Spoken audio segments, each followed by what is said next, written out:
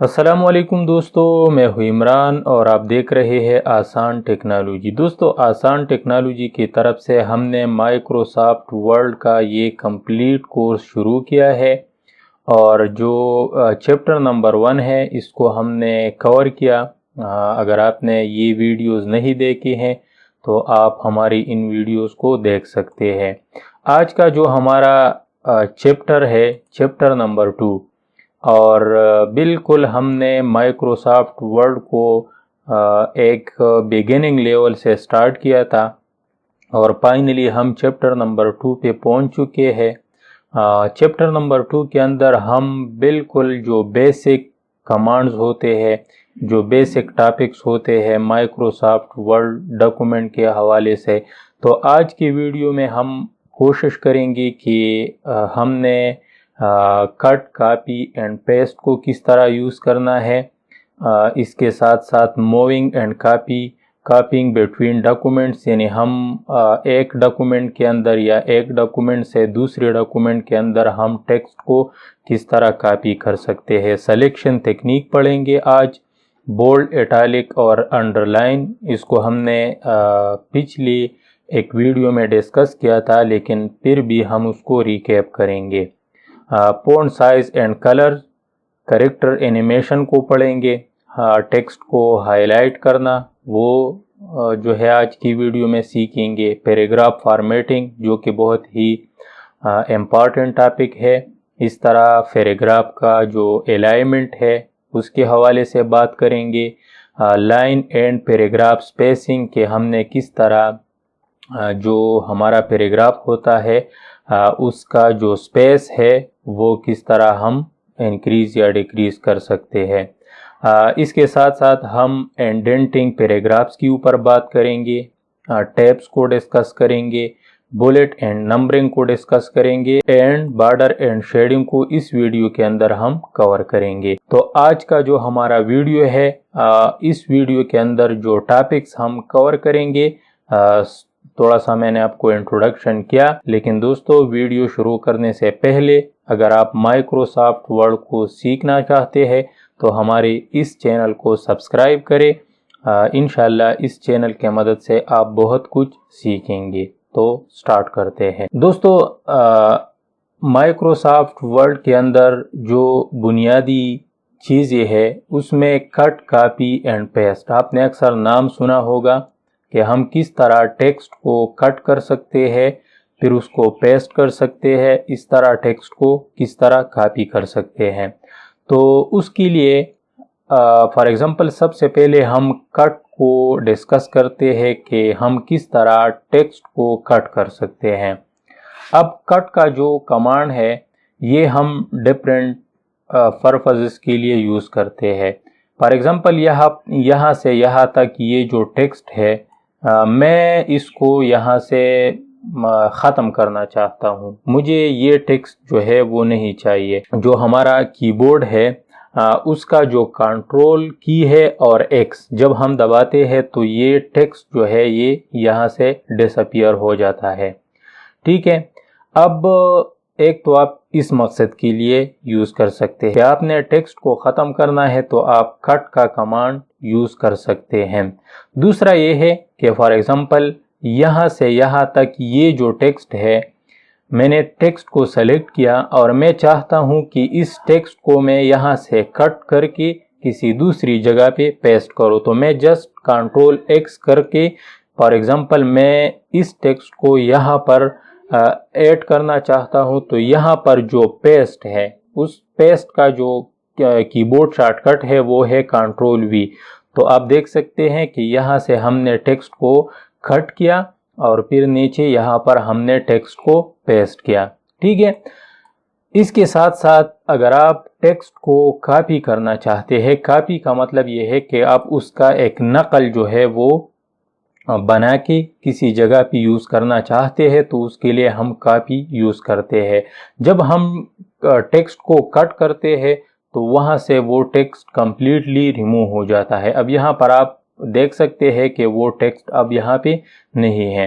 अगर मैं यहाँ से यहाँ तक इस टेक्स्ट को कॉपी करना चाहता हूं, मैं चाहता हूं कि ये टेक्स्ट जो है वो यहाँ पर भी मौजूद हो, लेकिन मुझे इस टेक्स्ट का ज़रूरत जो है वो कहीं और पे है और मैं इस टेक्स्ट को वहाँ पे इंसर्ट करना चाहता हूं, तो मैं कंट्रोल सी, उसका जो कीबोर्ड शॉर्टकट है वो है कंट्रोल सी, तो मैं कंट्रोल सी करके फॉर एग्जांपल इस टेक्स्ट को यहाँ पर ऐड करना चाहता हूं, तो यहाँ पर मुझे दोबारा कंट्रोल वी करके उस टेक्स्ट को मैं यहाँ पे पेस्ट कर सकता हूं। तो आप बहुत आसानी से टेक्स्ट को कट कर सकते हैं, आप टेक्स्ट को कॉपी कर सकते हैं और इस तरह आप टेक्स्ट को पेस्ट कर सकते हैं। ये 3 बुनियादी कमांड्स थे और जो लोग बिल्कुल जो है वो बिगिनिंग से माइक्रोसॉफ्ट वर्ड को सीखना चाहते हैं, तो ये बहुत ही इम्पॉर्टेंट कमांड्स होते हैं जो कि हम अपने डॉक्यूमेंट के अंदर यूज़ करते हैं। अब थोड़ा सा आगे जाके हम ये डिस्कस करते हैं कि हमने किस तरह टेक्स्ट को एक डॉक्यूमेंट से दूसरे डॉक्यूमेंट के अंदर हम किस तरह टेक्स्ट को कॉपी कर सकते हैं।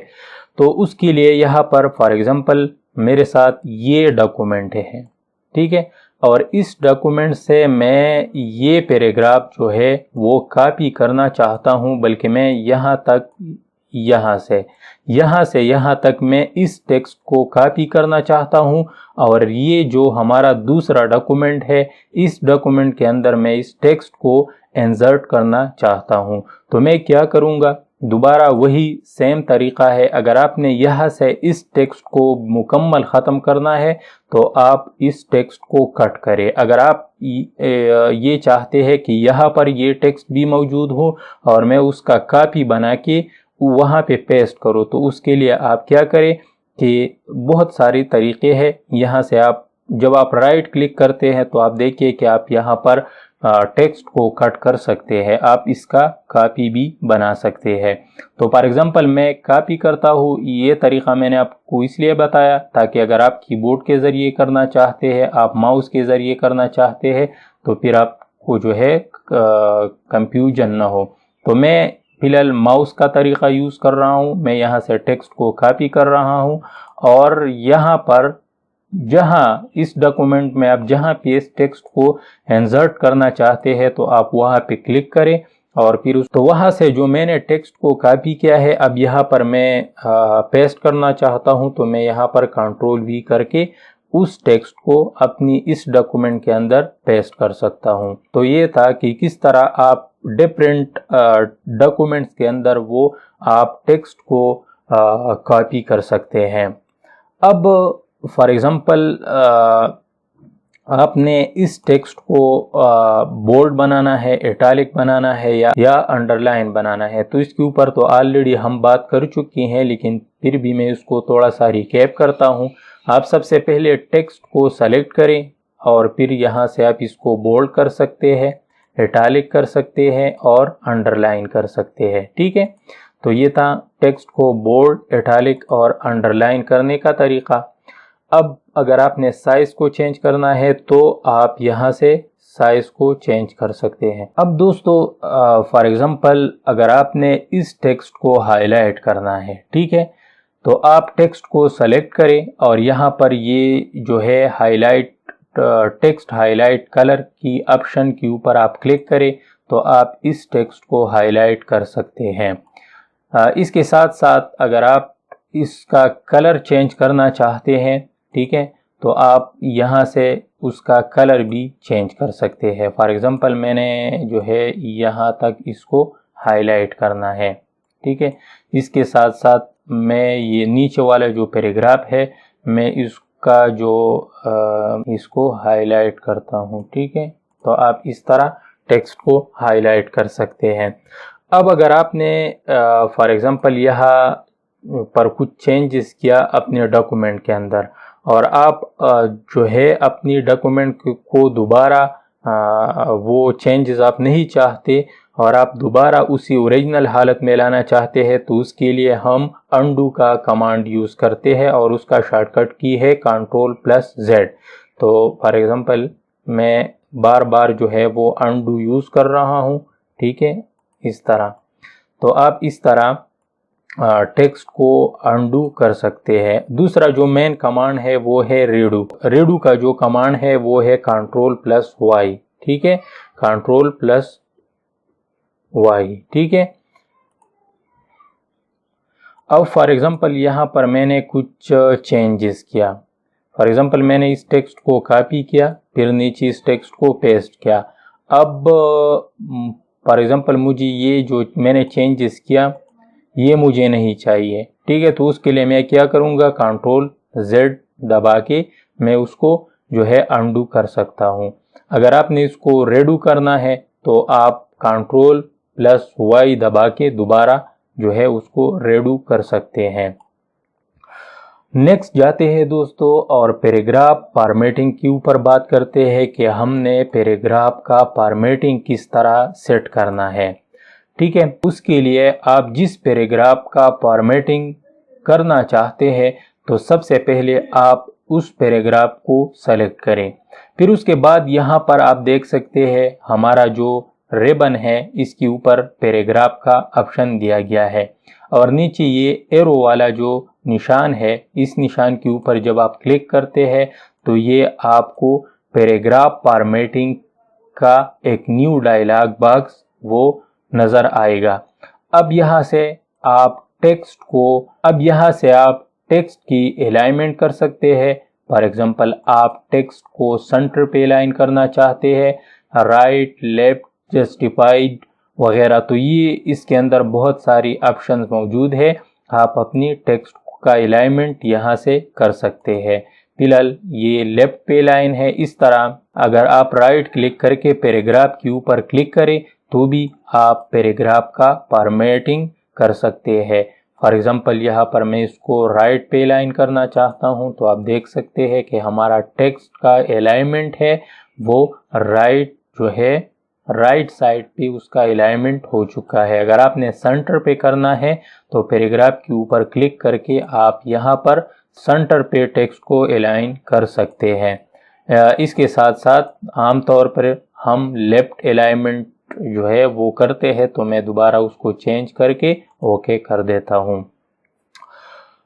अगर आपने फॉर एग्जांपल ये जो स्पेस है, ठीक है, यहाँ पर आप देख सकते हैं इस लाइन और इस लाइन के दरमियान जो स्पेस है, अगर आपने इस स्पेस को ज़्यादा करना है या कम करना है तो वो भी आप पैराग्राफ की फॉर्मेटिंग में से कर सकते हैं। फॉर एग्जांपल मैं दोबारा पैराग्राफ फॉर्मेटिंग के ऊपर जाता हूँ और यहाँ पर मैं लाइन स्पेसिंग, ठीक है, इसके ऊपर क्लिक करके फॉर एग्जांपल मैं 1.5 करता हूँ और ओके करता हूँ। तो अब आप देख सकते हैं कि आमतौर पर जो हम थीसिस वगैरह के अंदर करते हैं तो वो लाइन स्पेसिंग आप यहाँ से सेट कर सकते हैं। फॉर एग्जांपल दोबारा क्लिक करके मैं यहाँ पर इसको मल्टीपल करता हूँ और ओके करता हूँ। तो अब आप इस पैराग्राफ का जो लाइन स्पेसिंग है वो आप देख सकते हैं कि वो काफ़ी हद तक ज़्यादा हो चुका है।